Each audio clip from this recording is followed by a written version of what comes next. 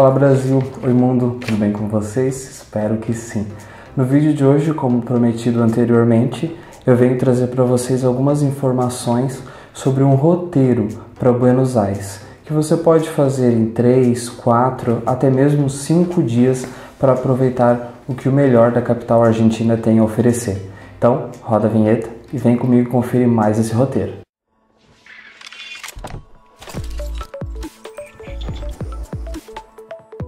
O primeiro ponto que eu venho falar aqui para vocês é Puerto Madero. Puerto Madero é o antigo porto da cidade de Buenos Aires e ele começou a ser reconstruído a partir de 1990 com a ajuda do governo da Prefeitura de Madrid.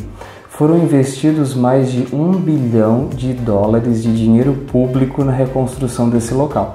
Então, vale a pena você incluir no seu roteiro para conferir onde todo esse dinheiro foi gasto. É um bairro extremamente novo, moderno e que dá bastante contraste com o restante da cidade de Buenos Aires, que tem uma arquitetura mais clássica, até mesmo bastante parecido com a arquitetura francesa.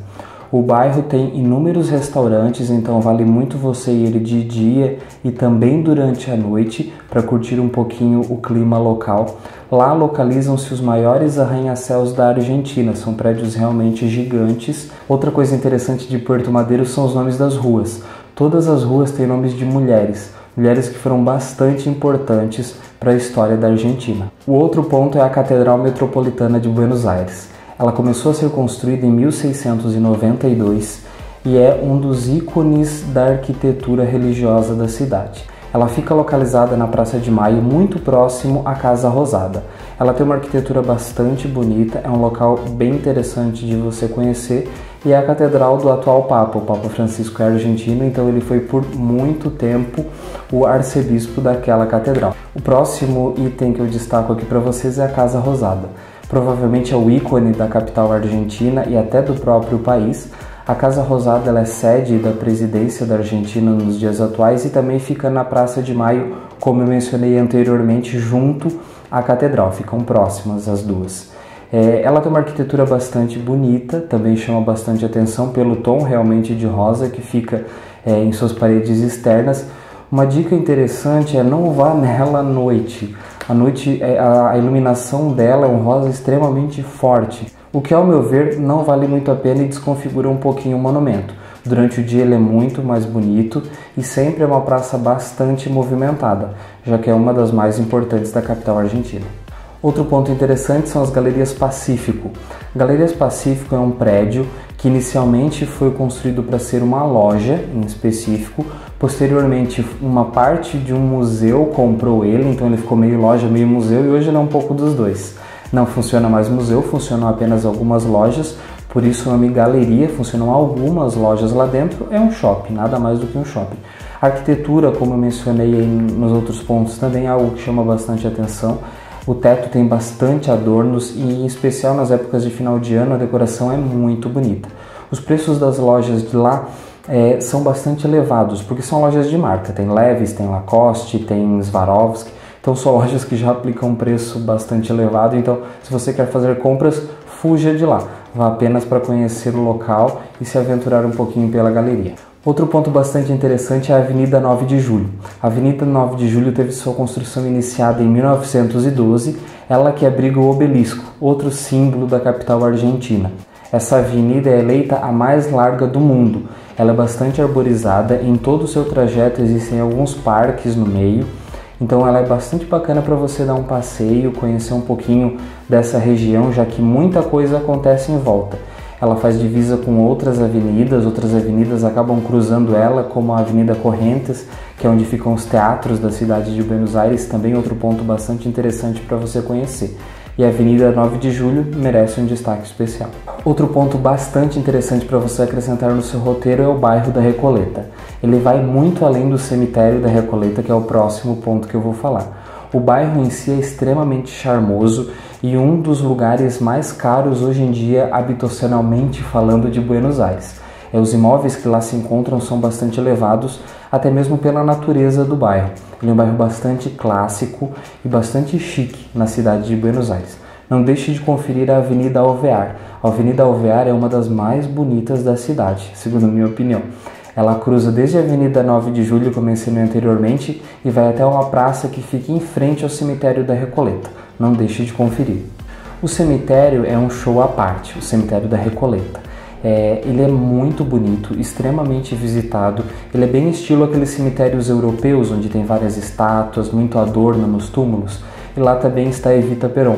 Então é só você seguir o fluxo que você vai achar o túmulo dela tranquilamente.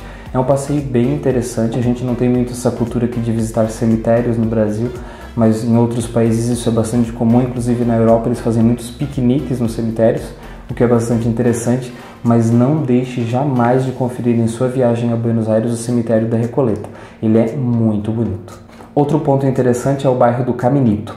O Caminito é um bairro mais afastado do centro de Buenos Aires e você já deve ter visto alguma foto, alguma imagem por aí circulando dele, onde ficam aquelas casinhas coloridas, sabe? E a origem daquelas casinhas coloridas é muito interessante. Os operários que lá moravam na época, quando eles desciam dos navios vindos da Europa e de outros locais, eles roubavam casco do navio para fazer suas próprias casas, já que naquela época a situação era bem precária. Então eles roubavam esses cascos, iam aos poucos construindo a sua casa e depois roubavam a tinta. Só que o que acontecia? Como cada navio que chegava tinha uma coloração diferente, as casas foram ficando coloridinhas daquele jeito mesmo. Então é um bairro bastante bonito, hoje em dia ele é muito visitado durante o dia por inúmeros turistas, ele tem vários restaurantes, vários centros de arte, inclusive suas próprias ruas são conhecidas como museu a céu aberto. Uma dica que um guia de lá falou quando eu fui visitar na primeira vez Buenos Aires: não vá naquele bairro à noite. Ele não é um bairro muito seguro para turista, para quem não é daquela região, não local, à noite. Então vá durante o dia, opte por um Uber ou até mesmo um passeio desses turísticos que passa pelo local. É um bairro bem legal para você conhecer também durante o dia. Outro ponto de destaque no roteiro eu coloquei o Jardim Japonês. O Jardim Japonês eu visitei na minha segunda ida a Buenos Aires. Eu fui 2 vezes à cidade e volto uma terceira e quarta, se assim Deus quiser. Ele foi inaugurado em 1967. O Jardim Japonês foi feito para a visita do príncipe herdeiro do Japão, que queria fazer a cidade de Buenos Aires. E claro, ele funciona até hoje. O Jardim Japonês ele é bastante bonito. Ele tem aqueles lagos tradicionais com carpa, aquela pontezinha vermelha que corta um lado a outro do lago, assim, nada muito diferente. Mas ele é um passeio bem bacana para você fazer se você tiver com um tempinho a mais na cidade de Buenos Aires, já que ele não fica naquela rota tão turística de todos os outros monumentos. Ele fica um pouquinho mais ao norte da cidade. Outro ponto que eu destaco aqui é um monumento, é a Floralis genérica. Ela é um monumento todo de aço que pesa 18 toneladas e tem 23 metros de altura e é uma flor feita por um artista chamado Eduardo Catalano. Essa flor ela abre e fecha dependendo dos horários do dia. Então lá por umas 8, 9 horas ela começa o processo de abertura dela, é uma flor bem bonita inclusive, muito fotografada. E lá pelas 6, 7 horas da noite ela começa o processo de fechar novamente, imitando uma flor natural. Ela fica do lado da Faculdade de Direito, que também é um prédio de uma arquitetura ímpar, muito bonito para ser visitado. Ambos ficam no bairro da Recoleta, que eu mencionei anteriormente aqui no vídeo. E por fim, o que eu destaco é o Palácio do Congresso. O Palácio do Congresso fica na Praça do Congresso, como o próprio nome já diz, e ali é o marco zero da Argentina. Dali são medidas todas as outras distâncias para as outras cidades da Argentina. É um palácio muito bonito. Ele começou a ser construído em 1897, então toda a arquitetura dele é bastante antiga. Ele tem uma cúpula verde esmeralda muito bonita. Uma dica interessante é vá aos arredores do Palácio do Congresso. Você vai conseguir tirar fotos muito bonitas e de ângulos diferentes da cúpula, que chama bastante atenção. Fica a dica. Então pessoal, esse foi o vídeo de hoje, espero que vocês tenham curtido, espero que tenham gostado. Não se esquece de se inscrever aqui no canal que ajuda bastante a divulgar o conteúdo que eu produzo aqui para vocês no YouTube. Dá aquele joinha aqui no vídeo e compartilha com todos os seus amigos que vão com você para Buenos Aires. Até a próxima, obrigado, tchau, tchau.